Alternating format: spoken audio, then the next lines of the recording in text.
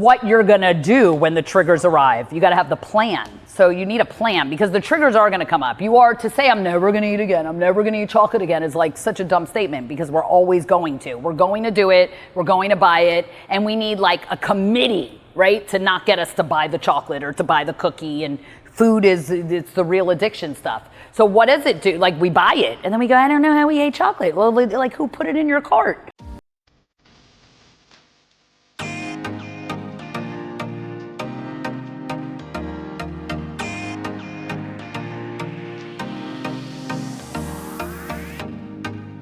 Like who put it in your house? Like it made it to the house. Like me, I'm like, oh, I can't believe I ate all that chocolate. It's in my house. Like it shouldn't have been in my house. So those are the triggers, right? So if we really were serious about not eating the chocolate, we wouldn't buy it. So, but the prepping for the trigger would be, hey, Jolie, when you go to the grocery store, don't go hungry. Okay, so today when you go to the grocery store, you don't want to buy that chocolate. So you're going to walk right past the cookie bakery and you're going to go right to the celery instead. Literally, if I don't tell myself before I go to Whole Foods that I'm going to pass that cookie little stand that has all those pick and choose cookies, if I don't plan to not walk past it, I'm already like mindlessly like, woohoo. It's so funny. And we do it mindlessly. Like we don't even like, okay. And I didn't want the cookies. So I need a major plan in place. Otherwise those cookies are in my house and then I'm eating them and it's the whole thing all over again. And Lord knows we're not throwing them out. We will not waste the cookies. So you gotta, plan. Know that there's triggers. Know that when you go, I'm never doing that again, you are doing that again. So you gotta say, okay, when the feeling arises, this is what I'm gonna do, and you have a plan. Or, hey, Romeo, I'm gonna call you, like bring other people in. Like let people help you. Hey, I'm gonna call you, and when I call you, just tell me no. You say that, or whatever it is you need to do. If it doesn't work and I call him and he says no, he laughs at me because I have drink more water. So I have a reminder, it says drink more water, and I just go like this, I ignore it. So he goes, you just ignore it every time. So I'm like, I know it doesn't work. Like that doesn't work, that little device. Now, could it work? Well, I ignore it too many times. So if I make it okay to ignore it, that's not gonna work. If all of a sudden I get a new app, like for some reason you would say like, why would my Zero app, my intermittent fasting app, it works like I intermittent fast almost 8 years now. And it works like, I'm like white on rice with it. I'm like, yes, I forgot. Oh, I didn't forget. But then why does the water one not, right? So then I would go, well, what is it about the fasting app that has me so on point, and then the water app has me ignore it? Well, the water app just gives me a reminder, but the intermittent fasting, it tracks me. So it tells me, so it's like boo-hoo sad face if I didn't make the 16 hours, right? Because it gives you like a different color. So it gamifies me. Where the water, it doesn't tell me good job if I drank the water. It didn't tell me like you made it a whole week straight of waters. I need a new app for the water. I need like woohoo 7 straight days of like a gallon a day. The intermittent fasting app does that for me. So that's what you want. If it's really like, I try a lot with the waters, like even the praying I still haven't mastered that. So we're still working on that, right? So things don't, just because you say you want it, it's been something you do. You don't always master everything so quickly, right? So I have to keep with the praying. And thank God Janelle texts me all the time. You praying, you praying, you praying. And then like I said, it doesn't feel right for me to pray with the food because then I'm like, okay, I hope all the kids have food in the world. So I finish and then I'm like, that was a second.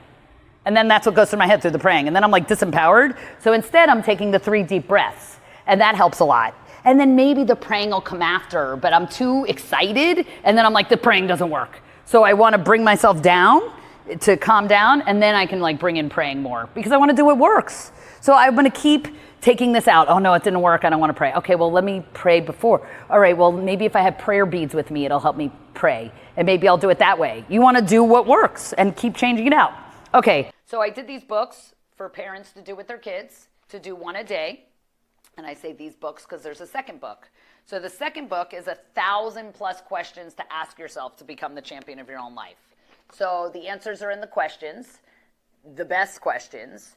And this is a curriculum for living like a champion. This is like how to be your future self now. So I always say you're the hero you've been waiting for. Like we have all these role models and heroes, and that's great. And you are it. You're the hero. You're the role model. You're the one you've been waiting for. So it's like the only reason we follow people because success leaves clues is to give us a clue to be successful. So you're the hero you've been waiting for. So the question is, these are some, you can write them down. I'm just going to read them off, but you'll get an example of what questions are for one of them.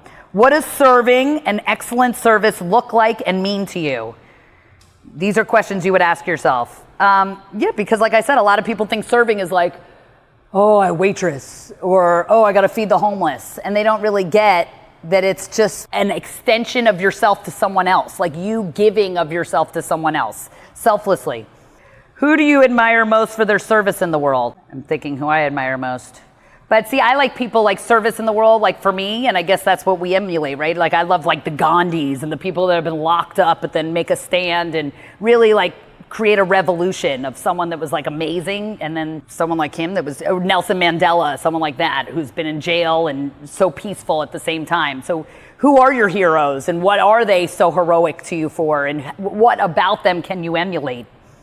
What did they do that's so great and impressive? What do you possess in life that's so great and you can share with others? That's a good question to ask yourself. Like, what is so great about you and where can you share it with others? So you don't go down the rabbit hole of, I have to feed the homeless, I have to, not like there's anything wrong with feeding the homeless. I'm just saying it's like the only options people think of. Like, oh, I got to do charity, I'll feed the homeless. It's not your only option. There's so much to do. You could take a day and show people how to do e-commerce, right? And it would motivate you. Right, exactly. So if you show people, same with you, how to do a Google ad, you get so motivated doing it, telling someone else, that you would go back home and do it yourself. So it's really just serving, sharing for the intention of I create you, creating me, creating you. You're serving them that serves you back. So I don't serve people to serve me back, right? So it's not in an order to. I don't serve to get. I just serve. And I'm so grateful that it was the juice and the secret to life. And so I didn't no one told me that. But then I got to go, holy shit, this is the secret to life. Because I get to be cheery all the time and joyful all the time. And then I was like, oh, let me reverse engineer how this works so I could share with people how this works. And really, I was never, let me pass out flyers, let me feed the homeless. I was never that person that just goes along and beach cleanup day. Like I am not. You would hate me when it comes to recycling. And I feel bad because when people talk about recycling, I'm always like, I can't jump in that conversation. I feel really bad because I don't do it. And then someone will go, well, why don't you do it? I don't know. I feel like I don't know enough. Or maybe I think if I put plastic in with the glass, maybe I contaminated the whole thing. Maybe I'll look into it a little more. People look at me crazy when I say I'm not into recycling.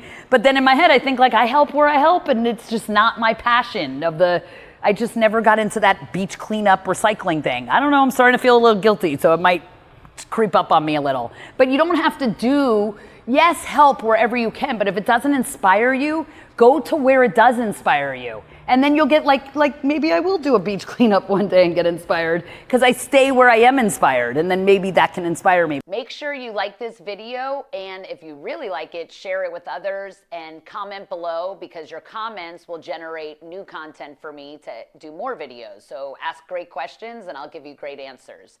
And make sure you subscribe and click the button below, and make sure to click on notifications so you get notified every time I have a new video.